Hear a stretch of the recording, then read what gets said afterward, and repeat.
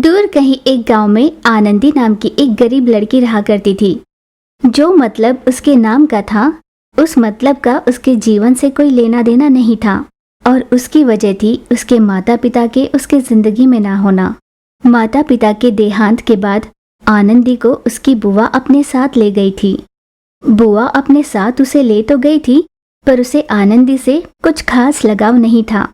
घर के सारे मुश्किल काम वो उसी से कराती थी। एक दिन आनंदी की बुआ लक्ष्मी ने उसे बुलाया।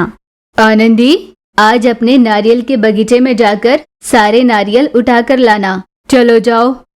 पर बुआ, मैं इतने सारे नारियल अकेले उठाकर नहीं ला सकती। आप भी मेरे साथ चलो ना, हम दोनों साथ में लेकर आ पाएंगे। क्या कहा? मैं तुझे काम दे रही हूँ और उल्टा तू ही मुझे काम दे रही है। कैसे करोगी मैं नहीं जानती, पर अगले 1 घंटे में सारे नारियल मेरे सामने होने चाहिए। आनंदी के पास और कोई चारा नहीं था। वो तुरंत नारियल के पेड़ के बगीचे के लिए निकली। आनंदी ने बगीचे में पहुंचते ही सारे नारियल इकट्ठे किए, उन्हें उठाकर एक ठेले पर रखा और उस ठेले को ढकेलती हुई घर के लिए निकल पड़ी। घर पहुंची आनंदी ने अपनी बुआ को आवाज लगाकर बुलाया और कहा, बुआ, जैसे आपने कहा था, मैंने बगीचे से सारे नारियल तोड़कर घर ले आए, देखिए। हाँ हाँ, किया होगा। ऐसे बता रही हो जैसे कोई चांद तोड़कर लाई हो। जाओ जाओ, आंगन में कुछ झूठे बर्तन रखे हैं, उन्हें धो डालो। ठीक है बुआ।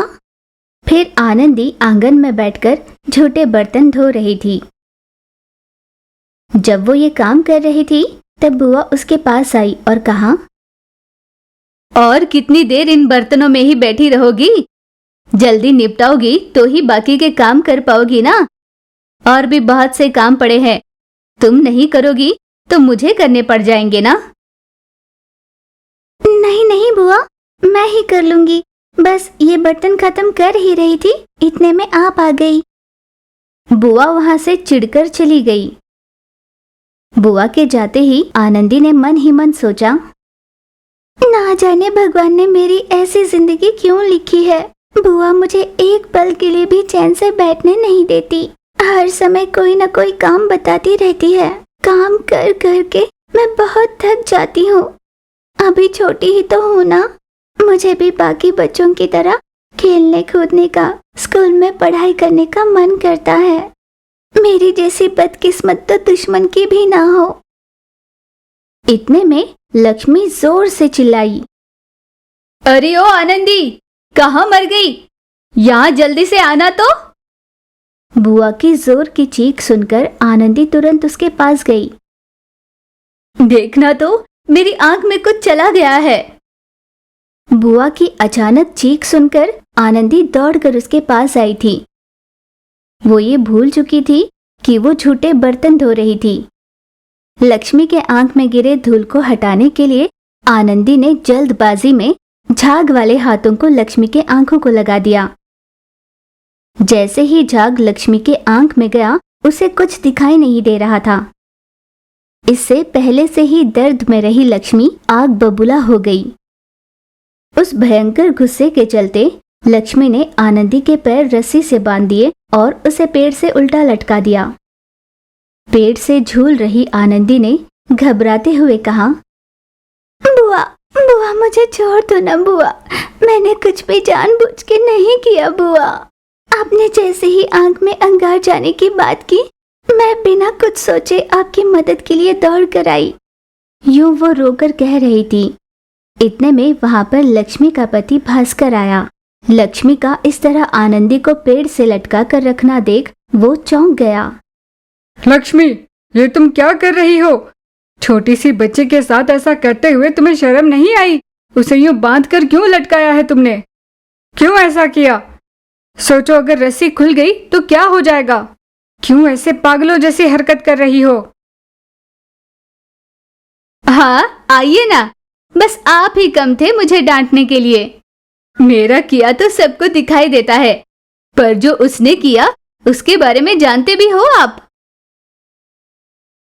मैं सब जानता हूँ, बेचारी अभी बहुत छोटी है। तुम्हारी आंख में अंगार गिरने वाली बात पता चलते ही बिना सोचे तुम्हारी मदद करने आ गई। पर उसने ये कभी नहीं सोचा था कि तुम्हारी आंखों को नुकसान पहुंचाए।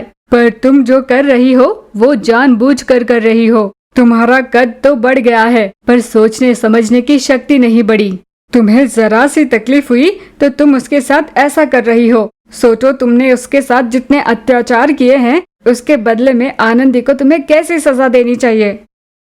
भास्कर की बातों का असर लक्ष्मी पर हुआ। उसने आनंदी को छोड़ दिया। उस दिन से लक्ष्मी घर के सारे काम खुद ही करने लगी। आनंदी के साथ प्यार से रहने लगी। ये कहानी है अनु नाम के एक गरीब लड़की की, जो अपनी माँ के साथ एक छोटे से गांव में रहा करती थी। अनु की माँ का नाम वीणा था। एक दिन वीणा मन ही मन यूं सोच रही थी, मेरी सेहत दिन ब दिन बिगड़ती जा रही है। अब मेरे पास बहुत कम रुपए बचे हैं। मैं यूं ही दवाइयों का इस्तेमाल करती रहूंगी तो मेरी बेटी को कम से कम 2 वक्त की रोटी भी नसीब नहीं होगी। भले मेरी जान चली जाए पर मेरी बेटी को खुशियां मिलनी चाहिए। जब तक मैं जिंदा हूँ मेरी बेटी को किसी चीज की कमी नहीं होने दूंगी। इतने में अनु बाहर से दौड़ती दौड़ती माँ के पास आई। माँ, माँ, तुमसे मिलने मीना बुआ आई है। ये सुन वीणा ने कहा, हाँ, उन्हें बता देना कि मैं आ रही हूँ। वीणा ने अपने हाथ में नाश्ते का डिब्बा लिया और बाहर चली गई। पहले से ही मीना आंगन में खड़ी उसकी राह देख रही थी। मीना, मैं तुम्हारा और कितनी देर इंतजार करूँ? पहले ही बहुत देर हो चुकी है। ऐसा ही चलता रहा तो मालिक हमें काम से निकाल देंगे। तुम इतनी देर तक बाहर नहीं निकली तो मुझे लगा तुम्हारी सेहत फिर से बिगड़ गई है। वैसे अब तुम्हारी सेहत कैसी है?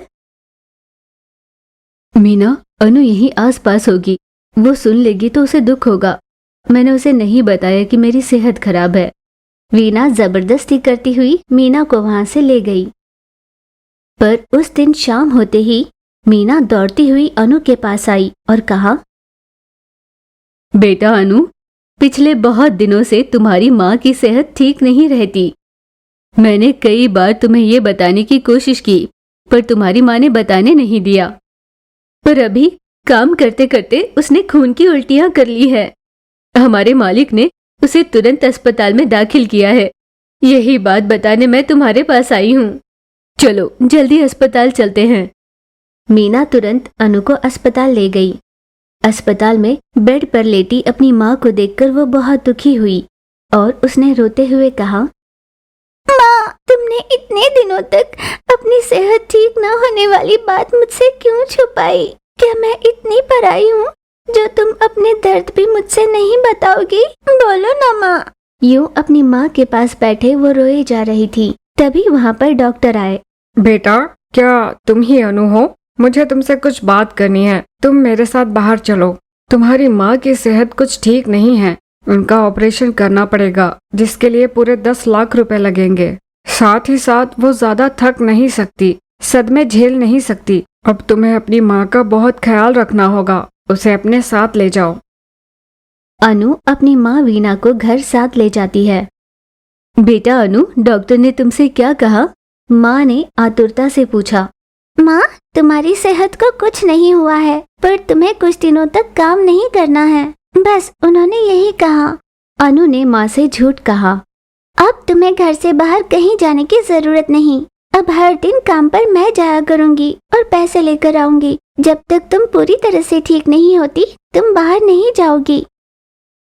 बेटा, मैंने तुम्हें पहले कभी नहीं बताया। अपनी छोटी सी जमीन है, हम उस जमीन पर अब खेती करेंगे। माँ की बात सुन अनु ने कहा, ठीक है माँ, अगर तुम साथ रहकर मुझे सारा काम समझा दोगी तो मैं अपनी जमीन से पैसे उगाऊंगी। कुछ दिनों तक अनु ने वैसे ही किया जैसे वीणा उसे बताया करती थी। वीणा की सलाह मानते हुए अनु उस छोटी सी जमीन में ही खेती करने लगी। बस कुछ ही दिनों में फसल हाथ लगने वाली थी। अनु खुशी खुशी घर गई और अपनी माँ से कहा, माँ, मैंने बिल्कुल वही किया जैसे तुमने कहा था और फसल भी बहुत अच्छी उगी है। माँ, जब तुम देखोगी ना बहुत खुश हो जाओगी। तुम्हारा साथ होगा तो मैं कुछ भी कर सकती हूँ। अगली सुबह जैसे ही अनु अपनी खेती के लिए निकली, उसकी सारी जमीन बंजर हो चुकी थी। सारी फसल बेकार हो चुकी थी। ये नजारा देखते ही अनु हक्की बक्की रह गई। भगवान, ये आपने क्या कर दिया? हमारी छोटी सी जमीन के इस टुकड़े पर मैंने इतनी मेहनत से फसल उगाई थी, जिसके सहारे हम कुछ दिन गुजार सकते थे। कुछ ही दिनों में फसल हाथ लगने वाली थी और आपने ये सब कर दिया। 1-2 दिन में मेरी माँ फसल देखने आने वाली थी। अगर माँ ने ये सब देख लिया तो कहीं सदमे से उसकी जान को खतरा न हो जाए। यूं अनु जोर जोर से रोने लगी। रोते रोते वो बेहोश होकर गिर पड़ी। कुछ समय बाद जैसे ही उसे होश आया तो उसने देखा नष्ट हो चुकी उसकी फसल लहरा रही थी और चौंकाने वाली बात ये थी कि उन सभी में पैसे उगे थे। अनु आश्चर्यचकित हो गई। उसने खुद को संभाला और फसल में लगे सारे नोटों को इकट्ठा कर अपनी माँ के ऑपरेशन के लिए एक पोटली में भर लिए और उसे अपने घर ले गई। तुरंत अस्पताल पहुंचकर उसने अपनी माँ का ऑपरेशन करवाया। माँ के ठीक होने के बाद उसने जरूरतमंद लोगों को पैसे देकर उनकी सहायता भी की।